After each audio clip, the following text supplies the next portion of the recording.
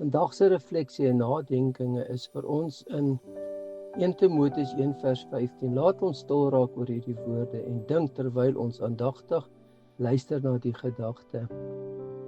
1 Timoteus 1 vers 15. Dit is 'n betroubare woord en werd om ten volle aangeneem te word dat Jesus Christus in die wêreld gekom het om sondaars te red, van wie ek die vernaamste is. Betroubaarheid. 'n Betroubare persoon is gehoorsaam aan God en doen die wil van God. Die Bybel het sommer heelwat oor betroubaarheid te sê. Dis een van God se karaktereienskappe en daarom is dit vir hom so belangrik dat ons as sy kinders ook betroubaar en lojaal moet wees. Ons moet ons onderwerp aan God se gesag. Aanneming. Aanneming is die begin van 'n ryke verhouding met God. Met aanneming neem God ons op as sy familie in die koninkryk van God, sodat ons gemeenskap met hom kan hê.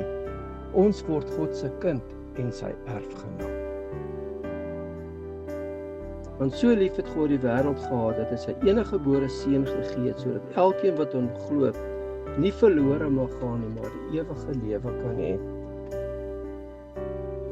Vader, ons lees hier uit die woord, Here, is 'n betroubare woord en is werd om aangeneem te word. Vader, dankie U dat U ons help om vandag kinders van God te word en om in die koninkryk van God in te stap en U erfgenaam te word. In Jesus naam. Amen.